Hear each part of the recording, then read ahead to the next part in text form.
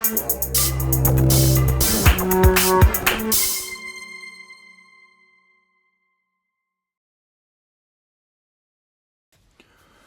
when we come to do bag work in Yiquan, it is different to other kinds of martial arts, and that's because the nature of Yiquan is based around this idea of whole body structural interconnected force.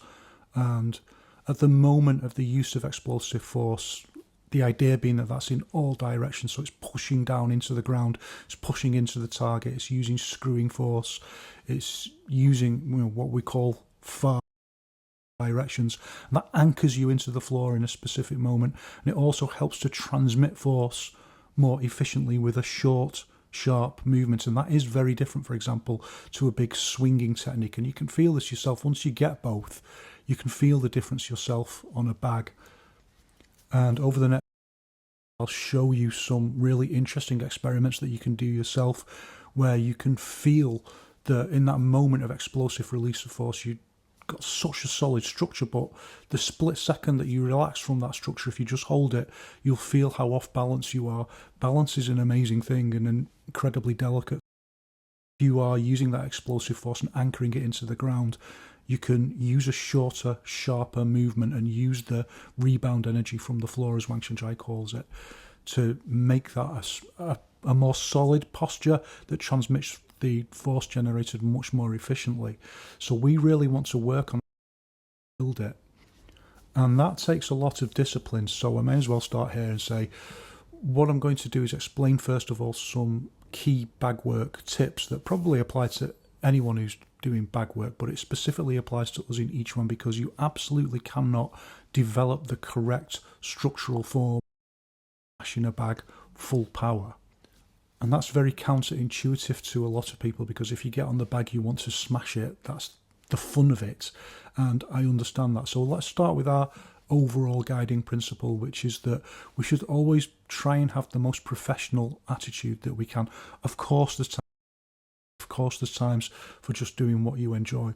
But if you want genuine progression, if you want to keep improving, then our motto, first of all, is amateur project, professional mindset.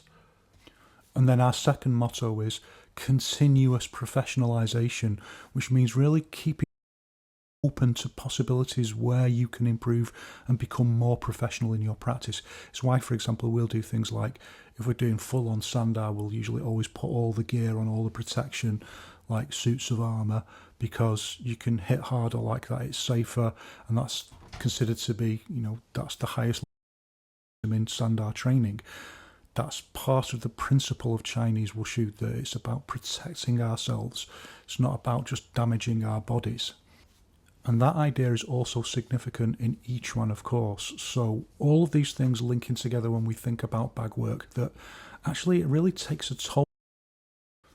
So just like sparring, we need to think about how we use this tool most efficiently, get the most benefit from it, but without the downsides. One of the downsides could be overall damage to the body. It's not that, if you're doing back work all the time, then yeah, probably there's damage to the body. But if we use it sensibly, and here we've got to think about our overall principle, coaching idea within Yiquan, that any kind of training has its positives and its negatives. Even Zhanzhuang, if you're over focusing on that, then you're not learning how to do other things. You're not actually to defend yourself or fight. Sparring, for example, as many people point out, isn't the same thing as having a real fight. Sometimes it's not that dissimilar, I have to say, but other times it's very dissimilar, and certainly just the feeling that you're going to have a fight and there's no referee there, or there's no one to stop it, or there's no rules, there's no anything like that, is a totally different thing, and the possibility for being seriously hurt. But just in practical terms, the things that you would do in sparring that you wouldn't necessarily do in a self-defense situation, but there are amazing transferable skills, so you're never going to be more up for that real fight than if you've done loads and loads of actual. It's going to massively transition your confidence and your skills. Yeah, it's going to hone your skills, and it's going to make your reactions and your toughness so much higher. So there's always a balance between the positives and the negatives of any training device or approach that you take. The punch bag interesting one, because what most people use a punch bag for is as a substitute for sparring. So they just get on the bag and they just hit it kind of randomly as if they're sparring, and this really outweighs the positives. So the only time we should really be doing that is if our technical development is very high and we just want to bring it to that peak point where we're just transitioning over either into, we've got a lot of sparring to do, or if we've got a fight or something like that. That's the time where you want to transition and do some training like that. But any other time, it gives you every bad habit under the sun. It's rubbish for technical development, and that's why you see people hitting the bag like that, and you'll see them a year later, 5 years later, and they won't have improved at all, because that's all the technical development training they do. Somehow they think it will just improve them, but actually it just drills in all the bad habits. A punch hit you back, so you can stay very close to it. You don't have to learn about moving in and out or using forward. You can use a bag very creatively, I have to say. I've got tons and tons of coaching drills where we use a bag highly creatively to help us improve things like footwork. But generally speaking, this kind of person that I'm talking about, they come in sparring, you can stay very close, no one's hitting you back, so you don't have to worry about footwork in and footwork out. You can swing pretty wild. It's a massive target, so you're unlikely to miss.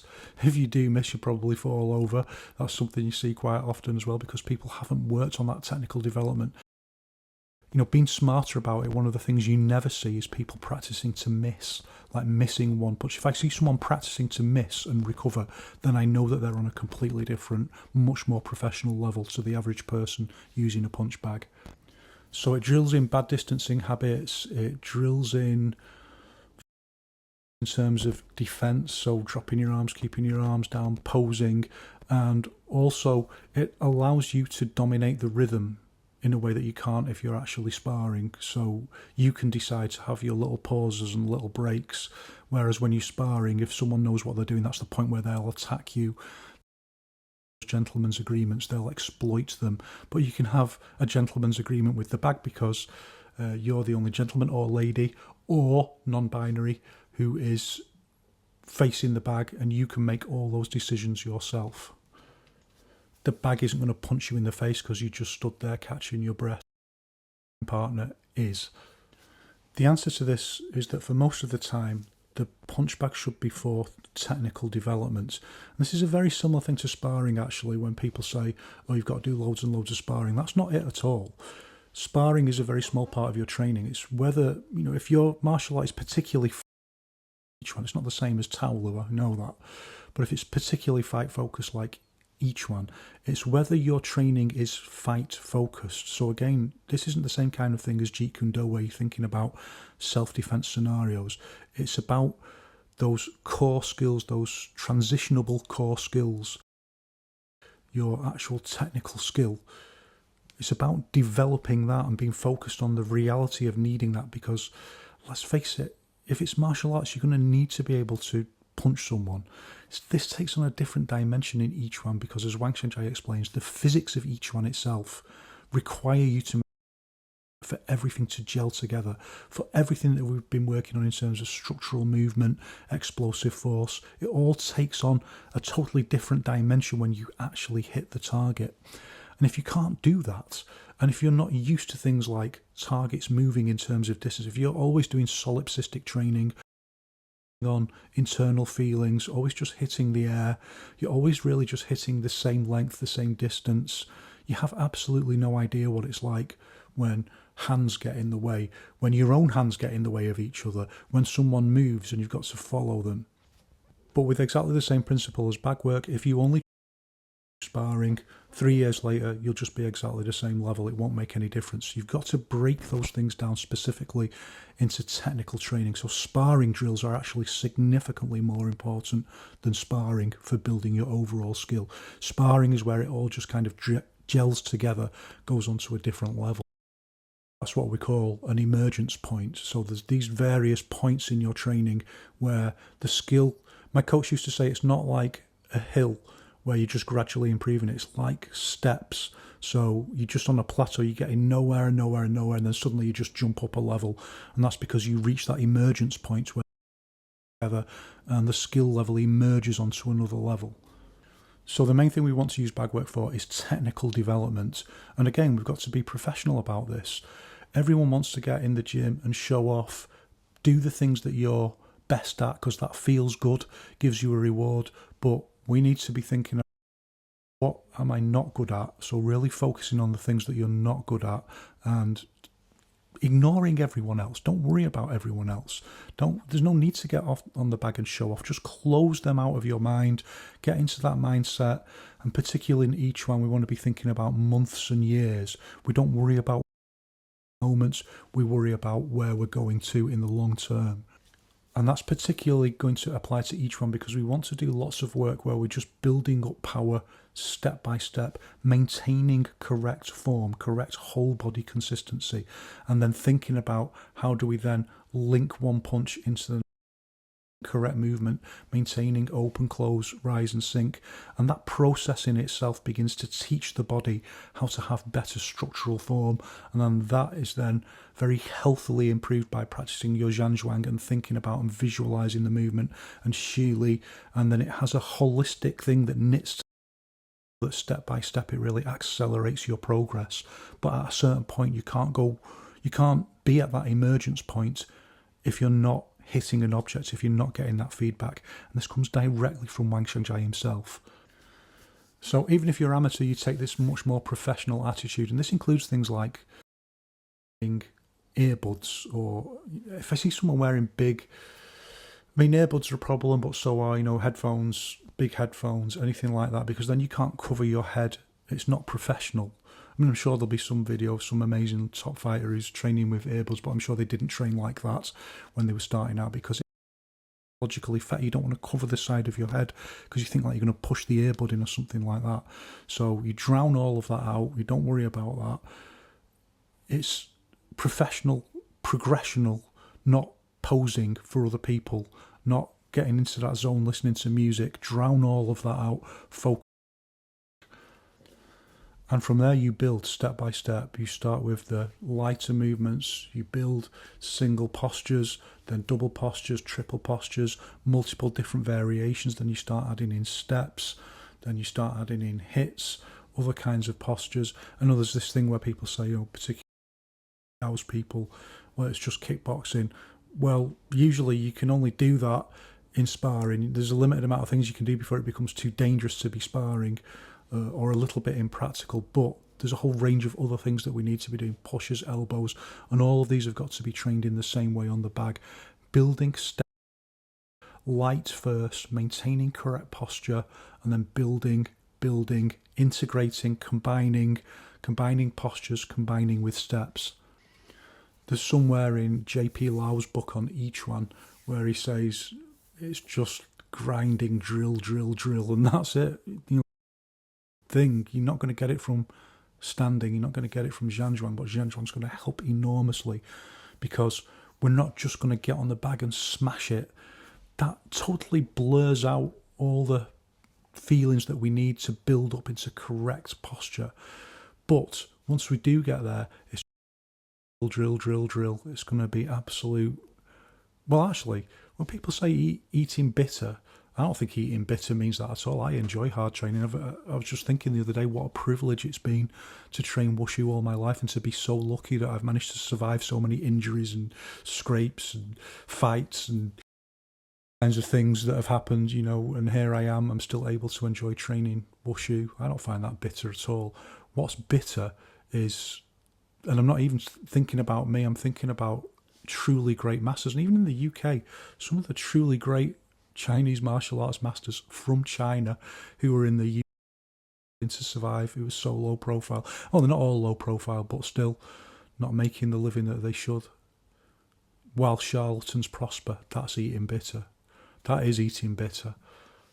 Now, however you want to do that, drilling, that hard training, that's all about, well, that weeds the people out, doesn't it?